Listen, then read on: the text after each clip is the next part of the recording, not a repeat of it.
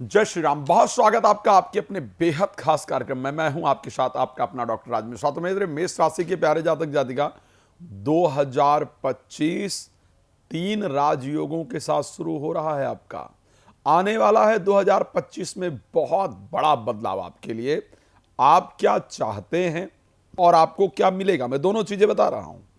आप 2025 में चाहते क्या हैं, चाहेंगे क्या और आपको मिलेगा क्या, इन दोनों चीजों पर चर्चा करूंगा। सबसे पहले आप 2025 में क्या क्या चाहेंगे। 2025 में आप चाहेंगे आपका अपना मकान, आपकी अपनी प्रॉपर्टी। 2025 में आप चाहेंगे आपका अपना वाहन। 2025 में आप चाहेंगे संतान और एक अच्छे मित्र। और 2025 में आप एक मुकदमे के अंदर विजय चाह रहे हैं। और 2025 में आप चाह रहे हैं मैरिज।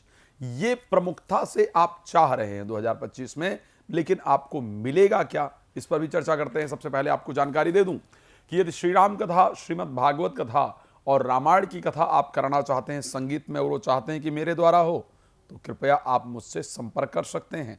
रात को 9 बजे, दोपहर को 12 बजे मैं लाइव भी आता हूं, तो आप मेरे साथ लाइव जुड़कर भी अपने बारे में फ्री जानकारी प्राप्त कर सकते हैं। यदि आप भी चाहते हैं 2025 का एक एक दिन का हाल, आप चाहते हैं अपना वर्षफल जो कि आपके घर तक पहुंचे, तो आप प्लीज हमें कॉल कर सकते हैं और अपना 2025 का पूरा वर्षफल, पूरा राशिफल अपने मोबाइल पर या अपने घर पे हार्ड कॉपी हमसे प्राप्त कर सकते हैं। चलिए प्रारंभ करते हैं मेष राशि को लेकर के। आखिर 2025 कैसा रहेगा, थोड़ा प्रयास करता हूं कि मेष राशि के बारे में आपको जानकारी दूं। मेष राशि अश्वनी नक्षत्र, भरणी नक्षत्र और कृतिका नक्षत्र के एक चरण से मिलाकर के मेष राशि बनता है। अब क्योंकि मैंने हमेशा कहा है कि हर व्यक्ति के साथ मेष राशि के एक ही घटना घटित नहीं हो सकती है, और हम ये प्रयास करते हैं कि आपके राशि के अकॉर्डिंग आपके साथ एक्चुअल में क्या घटने वाला है, उस प्रकार से सभी को मिला करके, सभी नक्षत्रों को मिला करके फिर आपको राशिफल दिया जाए। अश्वनी नक्षत्र के स्वामी केतु, भरणी के स्वामी शुक्र और कृतिका के स्वामी सूर्य और आपके राशि स्वामी मंगल, यानी 4 प्लैनेट मिला करके बनाते हैं आपकी राशि। मेष राशि 9 चरण की होती है, प्रत्येक राशि 9 चरण की होती है, और 9 चरण में जन्मे हुए लोगों के अलग अलग मत, अलग अलग विचार, अलग अलग कार्य करने का तरीका, अलग अलग परिस्थिति होती है। इसलिए बार बार ये बात आती है कि रावण और राम की राशि तो एक ही थी, लेकिन दोनों में विचार बहुत डिफरेंस थे। तो वो विचार कैसे डिफरेंस होते हैं, रीजन क्या होता है, उन सभी विषयों पर मैं आपको जानकारी देने का प्रयास करूंगा।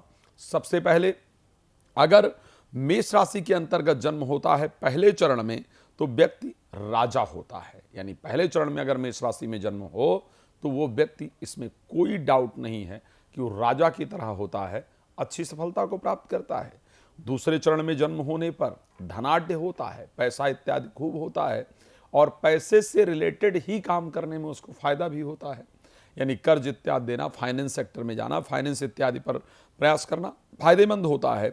तीसरे चरण में जन्म होने पर विद्वान होता है, यानी प्रोफेशनल जो रास्ते अपनाने चाहिए, वो रिसर्च, मेडिकल इत्यादि, बैंकिंग सेक्टर इत्यादि, एजुकेशन इत्यादि अपनाने से फायदा होता है।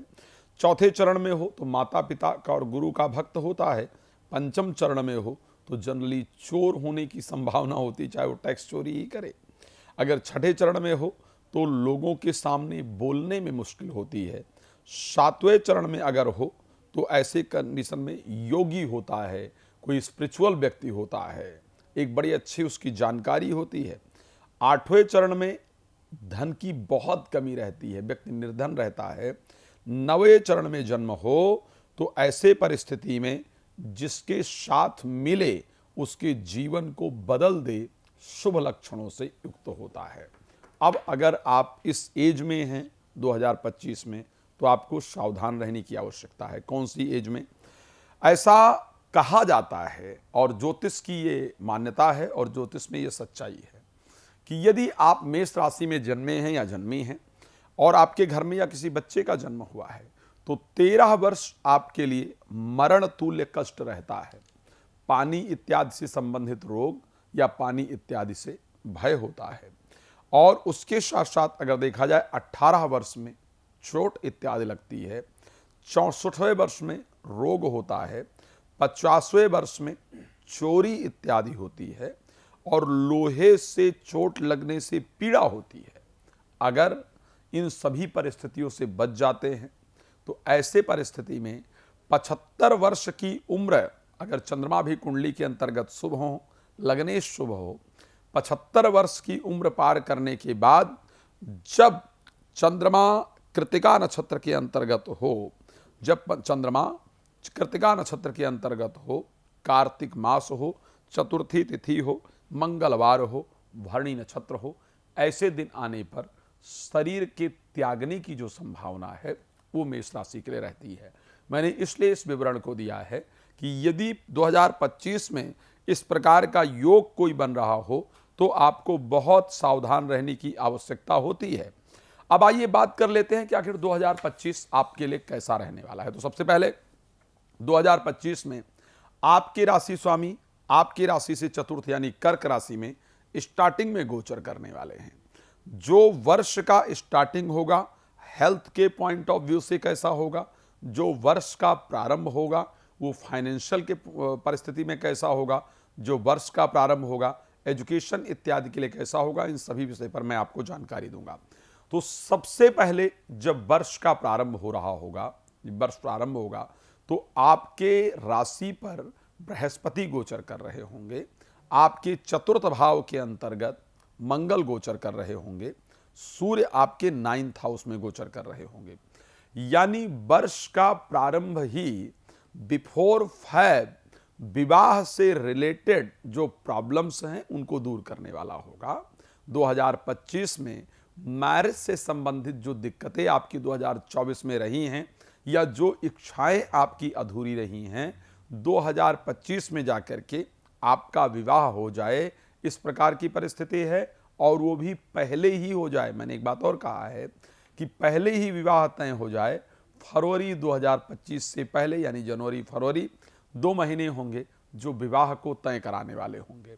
आखिर स्वास्थ्य की दृष्टि से सबसे पहले बात कर लेते हैं कि 2025 अगर हम देखें तो किस प्रकार का रहेगा। उसे हम मासिक राशिफल देते हैं, लेकिन फिर भी अगर 2025 को मैं स्वास्थ्य के पॉइंट ऑफ व्यू से देखूं तो मेष के लिए आखिर कैसा रहेगा।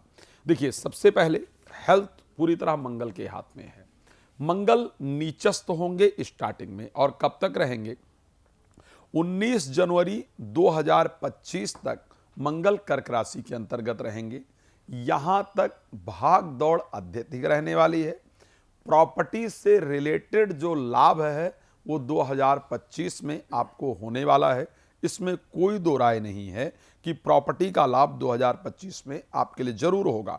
आखिर ये प्रॉपर्टी का लाभ कब होता हुआ दिख रहा है, तो ये 18 अक्टूबर 2025 से लेकर के 13 नवंबर 2025 में जब बृहस्पति कर्क राशि में प्रवेश करेंगे 18 अक्टूबर 2025 को, और उस समय पर जो मंगल आपके लिए गोचर कर रहे होंगे अक्टूबर महीने में, मंगल उस टाइम पर वृश्चिक तुला राशि के अंतर्गत गोचर कर रहे होंगे। 13 सितंबर को मंगल तुला राशि में जाएंगे। तो ऐसी परिस्थिति में इस वर्ष में अंत में इस वर्ष के आपको प्रॉपर्टी का लाभ निश्चित रूप से होगा। जो प्रॉपर्टी आप बेचने इत्यादि का प्रयास कर रहे हैं वो प्रॉपर्टी आपकी वर्ष के प्रारंभ में ही बिक जाएगी। प्रॉपर्टी अगर बेचना है तो वर्ष के प्रारंभ में बिकेगी, प्रॉपर्टी खरीदना है तो बिल्कुल अंत में जाकर के आपको प्राप्त होगी। इस प्रकार की कंडीशन आपकी राशि में है। अगर मैं स्वास्थ्य की परिस्थिति में कहूं, स्टार्टिंग की अगर बात की जाए वर्ष की, थोड़ा बेचैनी, थोड़ा घबराहट इत्यादि आपके स्वास्थ्य में रहता हुआ दिख रहा है वर्ष प्रारंभ में। बाकी समय में जनरली आपका स्वास्थ्य अच्छा रहेगा।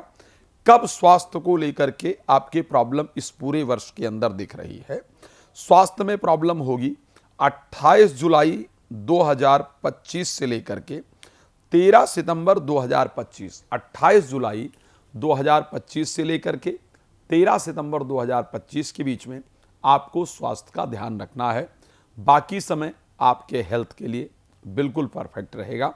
दूसरा समय होगा पूरे वर्ष के अंतर्गत जब मंगल प्रवेश करेंगे। ये बहुत साधारण सी हेल्थ प्रॉब्लम की चांस है।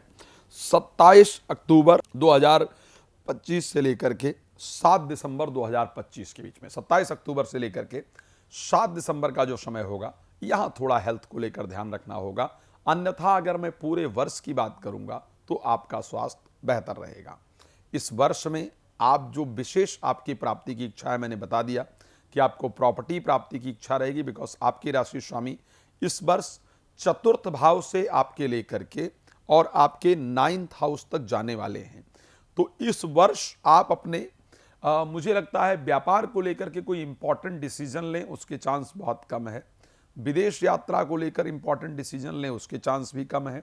इस वर्ष जो आपकी इच्छा वो आपके संतान, प्रेम संबंध, भाग्य उदय, विवाह और प्रॉपर्टी, इन 3 चीज़ों पर ही आपकी इच्छाएं रहेंगी और मेरे दृष्टि से ये 3 चीज़ें आपकी पूरी होती हुई दिख रही हैं। तो हमने हेल्थ को लेकर बात कर लिया। अब आखिर बात कर लेते हैं कि आखिर पैसे की अगर हम परिस्थिति की बात करें तो 2025 फाइनेंशियल कंडीशन के लिए किस प्रकार का रहने वाला है। सबसे पहले मैं अगर बात करूं 2025 को लेकर के, अच्छा रहेगा। आर्थिक परिस्थिति प्रारंभ में निश्चित रूप से अच्छी रहेगी। बहुत सारी जगह आप पैसे का इन्वेस्ट करने वाले हैं, इन्वेस्टमेंट पैसे का आप करने वाले हैं।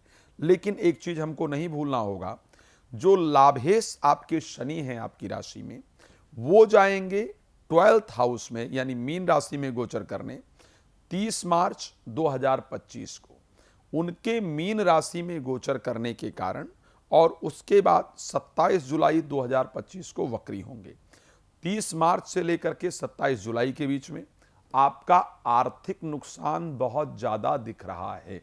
तो यहाँ पर हमको कहीं भी पैसा लगाने पर, इन्वेस्टमेंट वगैरह जो हम कर रहे हैं, उस पर हमको प्रॉपर ध्यान रखने की आवश्यकता होगी। इस बीच में कहीं भी पैसा लगाते वक्त सावधान रहें, ध्यान दें, ताकि बेकार में आपके पैसे का नुकसान ना हो। 2025 में जो लोग लॉटरी, सट्टा, जुआ, शेयर मार्केट या इलीगल तरीके से पैसा कमाते हैं, उनके लिए बहुत बेहतरीन रहने वाला है, क्योंकि राहु 18 मई 2025 को कुंभ राशि के अंतर्गत गोचर करने आएंगे। 18 मई 2025 को राहु कुंभ राशि के अंतर्गत गोचर करने आएंगे और केतु सिंह राशि में जाएंगे। तो ऐसे परिस्थिति में अगर देखा जाए तो 2025 का जो समय होगा वो इलीगल जो आर्थिक लाभ है उसके लिए बहुत बेहतरीन होगा। पर एक बात कहना चाहूँगा, सावधान भी रहिएगा। ये जो अनैतिक धन आएगा, इससे नुकसान के योग रहेंगे। तो आपसे निवेदन करूंगा कि प्लीज़ थोड़ा सावधानी रखिएगा। चलिए, तो हमने बात कर लिया धन को लेकर आखिर कैसा रहेगा, हेल्थ को लेकर के आखिर कैसा रहेगा। अब आगे बढ़ते हैं और बात करते हैं कि कैसा होगा अगर हम देखें प्रॉपर्टी को लेकर के। हमने बात कर लिया कि प्रॉपर्टी 2025 में मिलती हुई दिख रही है या नहीं दिख रही है। हमने बात किया, यस, प्रॉपर्टी मिलती हुई दिख रही है। क्या संतान सुख का योग 2025 में दिख रहा है या नहीं दिख रहा है? तो आपको बताना चाहता हूं, आपके संतान के कारक जो सूर्य हैं वो आपकी राशि से पंचम भावस्थ यानी सिंह राशि में गोचर करने जाएंगे 9 जून 2025 को। 9 जून 2025 से लेकर के 28 जुलाई 2025 के बीच में आपको संतान के लाभ का प्रॉपर योग दिख रहा है। संतान की प्राप्ति का योग 2025 के इस बीच में जो लोग संतान के इच्छुक नवदंपति हैं, आपके लिए संतान का योग 9 जून 2025 से लेकर के 28 जुलाई 2025 के बीच में संतान प्राप्ति का जो योग है वो पूर्णतः नजर आ रहा है। आखिर अब इच्छा होगी विद्या अध्ययन के लिए 2025 कैसा रहेगा, प्रेम संबंध के लिए 2025 कैसा रहेगा। तो आपको एक बात बहुत क्लियर करना चाहता हूं प्रेम संबंध को लेकर के।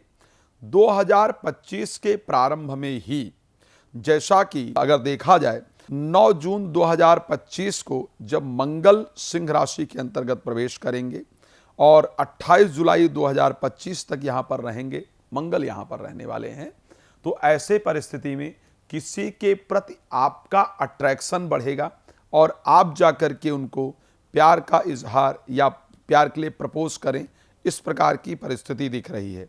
उस टाइम आपके जो पंचम भाव के स्वामी सूर्य हैं वो 16 जुलाई को कर्क राशि के अंतर्गत पहुंच जाएंगे। तो सूर्य के कर्क राशि में पहुंचने पर वो हृदय के पास विराजमान होंगे। इट मीन्स कि इस समय पर एक प्रेम संबंध स्थापित हो, इस प्रकार का योग दिख रहा है और वो प्रेम संबंध आगे मैरिज में कन्वर्ट हो, इस प्रकार की कंडीशन है। तो अगर हम बात करें कि 2025 में क्या क्या प्राप्त होने जा रहा है, तो एक बार फिर से याद दिला दूं आपको, संतान की प्राप्ति का योग भी आपके लिए 2025 में है। प्रेम संबंध का योग भी आपके लिए 2025 में है। एजुकेशन को लेकर के अगर बात करें तो शनि क्योंकि अपनी राशि बदल लेने वाले हैं, 2024 में एजुकेशन या जो पेपर इत्यादि आपने दिया था उसमें आपको असफलता प्राप्त हुई है। लेकिन अगर हम 2025 में जाकर के बात करें तो आपको एक पॉजिटिव रिजल्ट, एक सफलता प्राप्त होती हुई दिख रही है। क्या 2025 में मैरिज होगी, मैंने पहले ही बताया है कि फरवरी तक, क्योंकि बृहस्पति का जो परिस्थिति रहेगी, 3 फरवरी के बाद बृहस्पति मार्गी होंगे और मार्गी होकर के वृष राशि से प्रभावित करेंगे। 3 फरवरी से पहले आपके कुंडली के अंतर्गत, आपकी राशि के अंतर्गत विवाह का एक शानदार योग बनता हुआ दिख रहा है। तो विवाह की दृष्टि से भी बेहतर रहेगा। क्या रहेगा व्यापार को लेकर के और क्या रहेगा नौकरी को लेकर के। देखिए, व्यापार की बात अगर हम करते हैं, मई तक जब तक शनि कुंभ राशि के अंतर्गत गोचर करेंगे, व्यापार में आपको अच्छा खासा लाभ मिलता हुआ दिख रहा है। 30 मार्च 2025 शनि प्रवेश करेंगे मीन राशि में। तो 30 मार्च 2025 तक का जो समय दिख रहा है, यहां पर व्यापार में आपको बहुत अच्छा लाभ, जितनी जगह आप काम करेंगी उसका बहुत बेहतरीन रिजल्ट आपको प्राप्त होगा। उसके बाद फॉरेन में अगर काम करना चाहते हैं, विदेश में काम करना चाहते हैं, करना चाहती हैं, तो निश्चित रूप से आपको करना चाहिए, वहां से आपको लाभ की प्राप्ति होगी। लेकिन अगर मैं बात करूं कि अपने देश में है, तो 30 मार्च से लेकर के और 12 जुलाई तक का जो समय होगा, इस समय तक 30 मार्च से 12 जुलाई तक आपके लिए व्यय का प्रॉपर योग दिख रहा है। यहां पर आपको सावधानी से काम करना होगा। विदेश में अगर जॉब के लिए आप ट्राई कर रहे हैं या कर रही हैं, तो आपके लिए 2025 में 30 मार्च के बाद का समय बेहतर रहेगा। लेकिन अगर अपने देश में आप जॉब कर रहे हैं, कर रही हैं, तो यहां पर नुकसान के चांस इस बीच में बहुत ज़्यादा होंगे। तो फॉरेन से रिलेटेड जॉब के लिए, फॉरेन में बिजनेस करने के लिए 30 मार्च से लेकर के और 12 जुलाई तक का समय बहुत बेहतरीन होगा। अपने कंट्री में आप जहां पर रह रही हैं या रह रहे हैं, वहां पर बिजनेस में और नौकरी में, दोनों चीज़ों में नुकसान का योग स्पष्ट रूप से नजर आ रहा है। देखिए, मैं जानता हूं कि आपको बहुत कुछ मुझसे जानना है और मुझे भी आपको बहुत कुछ बताना है, क्योंकि मुझे नहीं लगता कि अभी तक आपको बहुत डिटेल में इंफॉर्मेशन दी है। मेरे पास बहुत कुछ है आपको बताने को। जैसे कि मैं आपको बता दूं, मेष राशि में जो लोग जन्मते हैं उनकी क्या परिस्थिति होती है। अगर मेष राशि में किसी का जन्म होता है तो जन्म ऐसे घर में होता है जहां पर गली दक्षिण से उत्तर की ओर जाती है। आप जहां जन्मे हैं आप देख लीजिएगा। अगर हॉस्पिटल में आपका जन्म हुआ है तो हॉस्पिटल के सामने जो रास्ता होगा वो उत्तर दक्षिण को होगा, इसको ध्यान रखिएगा। जहां पर जन्म हुआ होता है वहां पर मकान का जो खुला हिस्सा होगा या हॉस्पिटल का जो खुला हिस्सा होगा वो पश्चिम में होगा, और जो उसके पड़ोस में मकान इत्यादि होगा वो टूटा फूटा होगा। ये ध्यान रखिएगा। या अपने जन्म के स्थान पर जाकर चेक कर सकते हो और मेरी बातें आपको क्लियर मिलेंगी। मकान के दक्षिण में मंदिर या कोई धार्मिक स्थल होगा। इस प्रकार की परिस्थिति मेष के लिए रहती है अगर आपका पहले चरण में जन्म होता है। तो अगर मेष राशि के दूसरे चरण में जन्म होता है तो जिस घर में जन्म हुआ है उसमें जो घर के सामने रास्ता होता है वो पश्चिम से पूर्व की तरफ होता है, होते हुए उत्तर की ओर जाता है। गली के दक्षिण में मंदिर या तालाब होता है। और अगर तीसरे चरण में जन्म हुआ हो तो गली उत्तर से दक्षिण की ओर जाती है। खुला भाग जो मकान में है वो पश्चिम की ओर होता है। मकान के दोनों तरफ खुला भाग होता है। इस प्रकार की परिस्थिति होती है। मकान के पास शिव जी का मंदिर होता है या कोई तालाब इत्यादि जल संग्रह का स्थान होता है। अगर चौथे चरण में जन्म होता है तो गली, घर के सामने जो रास्ता होता है वो पूरब से पश्चिम को होता है।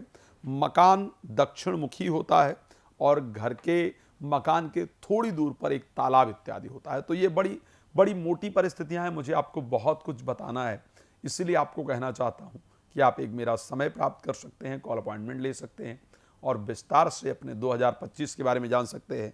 खैर 2025 2024 की अपेक्षा आपके लिए बेहतर रहेगा। बाकी आप मुझे कॉल कर सकते हैं राम कथा, शिवपुराण कथा, श्रीमद् भागवत कथा के लिए। आपका जीवन सुख समृद्धियों से परिपूर्ण हो, इन्हीं विचारों के साथ जय श्री राम। बहुत धन्यवाद।